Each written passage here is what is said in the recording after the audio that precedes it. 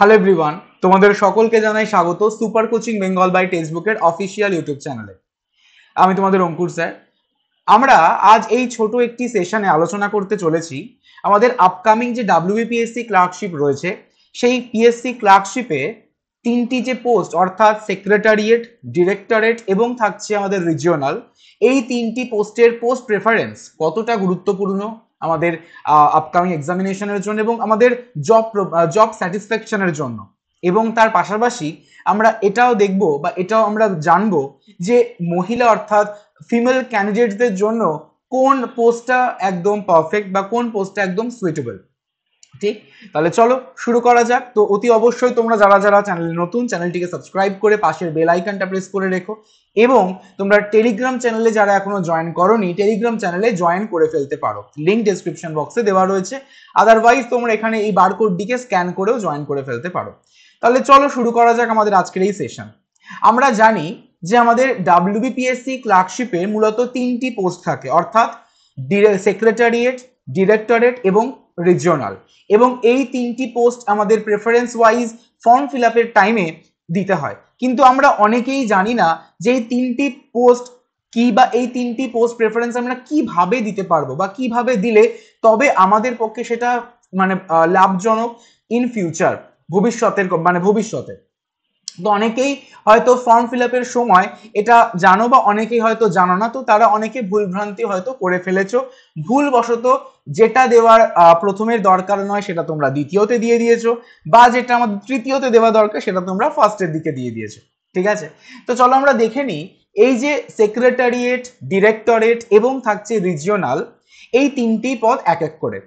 যদি আমরা সেক্রেটারিয়েটের কথা বলি আর যদি আমরা ডিরেক্টরেটের কথা বলি, তোমরা যারা যারা এই ডাব্লিউবিপিএসসি ক্লার্কশিপকে কোয়ালিফাই করবে এবং প্রিলিমস, মেন্স এবং টাইপিং টেস্ট যখন কোয়ালিফাই হয়ে যাবে, তোমাদের নাম্বার বা মার্কসের ভিত্তিতেই তোমরা কিন্তু তোমাদের এই পোস্টটা পেয়ে যাবে। অর্থাৎ যে লিস্টটি পাবলিশ হবে সেই লিস্ট অনুযায়ী এবং তার পাশাপাশি কাট অফ মার্কসটা বা কাট অফ মার্কস ক্লিয়ারের পর তোমরা কত মার্কস পেয়েছো সেই মার্কস অনুযায়ী তোমরা কিন্তু চলে যেতে পারবে এই তিনটি পোস্টে। অর্থাৎ যদি আমরা সর্বপ্রথম সেক্রেটারিয়েটের কথায় আসি, তাহলে সেক্রেটারিয়েটের ক্ষেত্রে তোমরা প্রথমে যাবে হচ্ছে এলডিএ অর্থাৎ লোয়ার ডিভিশন অ্যাসিস্ট্যান্টে। ঠিক সিমিলারলি থাকবে হচ্ছে তোমাদের ডিরেক্টরেটের ক্ষেত্রে। ঠিক, তাহলে এলডিএ, ইউডিএ মানে আমি যে তোমাদের হায়ারার্কিটা বলছি, অর্থাৎ যেটা আস্তে আস্তে প্রমোশন ওয়াইজ তোমরা উঠবে সেটার কথা বলছি। তো ফার্স্টে তোমরা জয়েন করেই তোমাদের যে ডেজিগনেশন অর্থাৎ পোস্টটা পাবে সেটা হচ্ছে এলডিএ অর্থাৎ লোয়ার ডিভিশন অ্যাসিস্ট্যান্ট। ঠিক সিমিলারলি ডিরেক্টরেটের ক্ষেত্রেও তাই, এলডিএ। তারপর এলডিএ থেকে প্রমোশন পেয়ে তোমরা পাবে হচ্ছে, তোমরা হবে হচ্ছে ইউডিএ অর্থাৎ আপার ডিভিশন অ্যাসিস্ট্যান্ট। তারপর তোমাদের হবে হচ্ছে অ্যাসিস্ট্যান্ট ক্লার্ক এবং তারপর তোমরা মানে হতে পারো এসও। ঠিক আছে, এসও অর্থাৎ সেকশন অফিসার।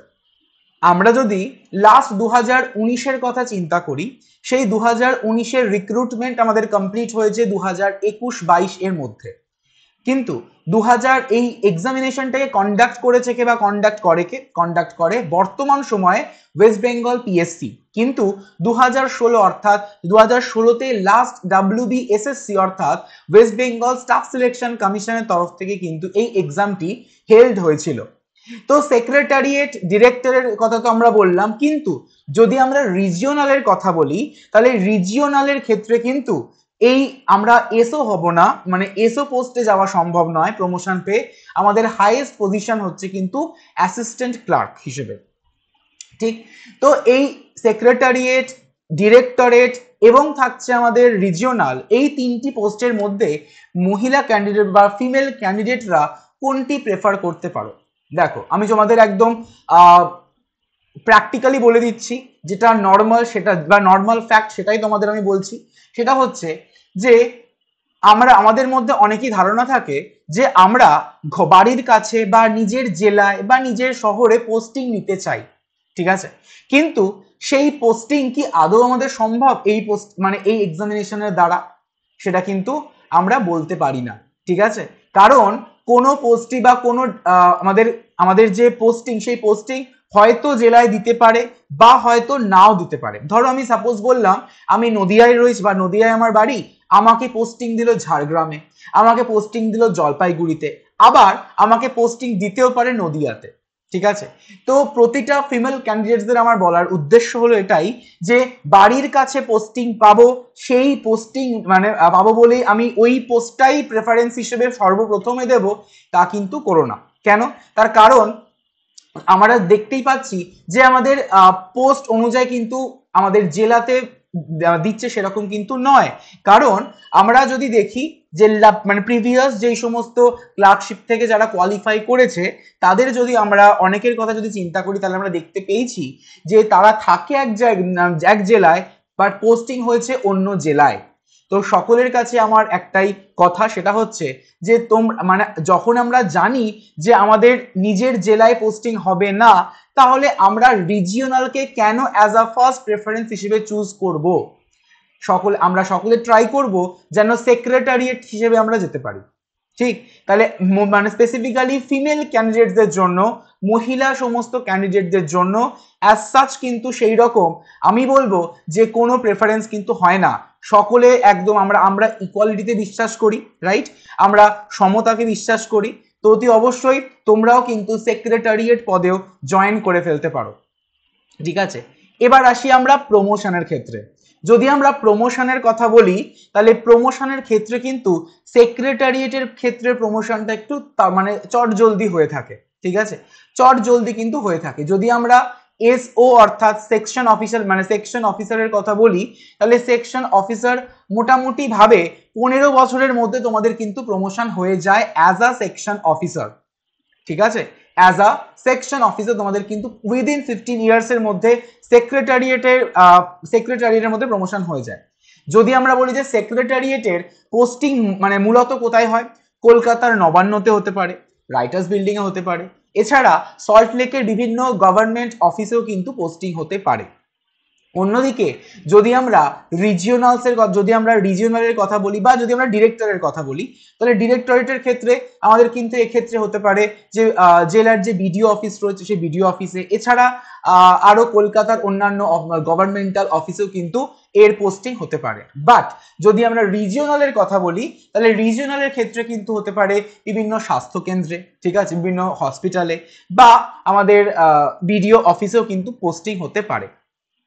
ঠিক, কিন্তু যেটা বললাম যে আমাদের একদমই আমাদের লেভেল অনুযায়ী কিন্তু হয়ে থাকে, অর্থাৎ সেক্রেটারিয়েটের একদম হাইয়েস্ট পোস্ট হচ্ছে সেকশন অফিসার, ডিরেক্টরেটের ক্ষেত্রেও তাই, কিন্তু আমাদের রিজিওনালের ক্ষেত্রে কিন্তু সেটা হয়ে যাচ্ছে সিনিয়র মোস্ট ক্লার্ক বা অ্যাসিস্ট্যান্ট ক্লার্ক হিসেবে। এটা হচ্ছে আমাদের একদম প্রমোশন পেয়ে আমাদের একদম টপ মোস্ট যেটা থাকে বা টপ মোস্ট তোমরা পেতে পারো। ঠিক, তো এই হচ্ছে তোমাদের ওভারঅল বিষয় যে পিএসসি ক্লার্কশিপের মানে ক্লার্কশিপ থেকে কোথায় আমরা কিভাবে যেতে পারি, সেক্রেটারিয়েট, ডিরেক্টরেট এবং তার পাশাপাশি রিজিওনাল, এই তিনটি পোস্টের প্রেফারেন্সের মধ্যে যদি তোমরা বলো যে আমার ওপিনিয়ন, তো আমার ওপিনিয়ন হলো যে সেক্রেটারিয়েট থাকা উচিত সবার ওপরে, তারপরে থাকা উচিত ডিরেক্টরেট এবং তারপর থাকা উচিত regional as a post preference. ঠিক, আর মহিলা ক্যান্ডিডেটসদের জন্য বা ফিমেল ক্যান্ডিডেটসদের জন্য কোনো পোস্টই কিন্তু অ্যাজ সাচ আমি বলবো না যে এটা ফিমেল ক্যান্ডিডেটসদের জন্য, একদমই নয়। আমার সাজেশন তোমাদের ওভারঅল অর্থাৎ তিনটে পোস্টই কিন্তু ফিমেল ক্যান্ডিডেটরা করতে পারে, কোনো প্রবলেম নেই। ঠিক, তো এই সাপেক্ষে তোমাদের আমরা সকলে জানি যে ডাব্লিউবিপিএসসি ক্লার্কশিপের এক্সামিনেশন হতে চলেছে আগামী 16th of নভেম্বর। ঠিক, যেখানে আমরা দেখতে পাবো যে ক্লার্কশিপ এক্সামিনেশন হেল্ড হচ্ছে। তো অতি অবশ্যই সেই ক্লার্কশিপকে টার্গেট করে তোমাদের জন্য কিন্তু এসে গেছে একদমই একটি ক্লার্কশিপের ব্যাচ, ডাব্লিউবিপিএসসি ক্লার্কশিপ ব্যাচ, যেটা 507 টাকায় তোমরা পেয়ে যাচ্ছ। এছাড়া তোমাদের আরো অন্যান্য ব্যাচেসও রয়েছে, অর্থাৎ SSC MTS, WB and Kolkata police constable এবং থাকছে রেলওয়েজ ব্যাচ। এবং তোমরা যারা ফাউন্ডেশনটাকে স্ট্রং করতে চাইছো, তোমাদের জন্য থাকছে কিন্তু 0 to Hero ফাউন্ডেশন। কিন্তু এই সব কিছুর মধ্যে আমার সাজেশন তোমরা ট্রাই করো বেঙ্গল টাইগার এই ব্যাচটি নিতে, কারণ এই বেঙ্গল টাইগার ব্যাচটিতে তোমরা স্টেট এক্সামিনেশন, অর্থাৎ আমি তোমাদের বলতে চাইছি যে তোমরা শুধুমাত্র যে ক্লার্কশিপ এক্সাম দিচ্ছ তা কিন্তু নয়, ক্লার্কশিপ এক্সামিনেশনের পাশাপাশি আমরা সেন্ট্রালকে ফোকাস করে আরো অন্যান্য এক্সামিনেশনও দিতে পারবো। তো আমরা একই সাথে স্টেট এবং সেন্ট্রালকে একই রকম ভাবে মাথায় রেখে আমরা এগোতে পারবো এই বেঙ্গল টাইগার ব্যাচ বা এই বেঙ্গল টাইগার কম্বোর থ্রুতে। তো অতি অবশ্যই এটা তোমাদের জন্য টেক্সট বুকের তরফ থেকে একটা গিফট বলা যেতে পারে, তো যেখানে তোমরা 27+ কোর্সেস পেয়ে যাচ্ছ, সঙ্গে থাকছে 5800-এরও বেশি মক টেস্ট এবং থাকছে 450-এর বেশি পিডিএফ স্টাডি নোটস। তো সঙ্গে ডেফিনেটলি পাচ্ছ 12 মাসের সাবস্ক্রিপশন এবং থাকছে টেক্সট বুকের পাস প্রো।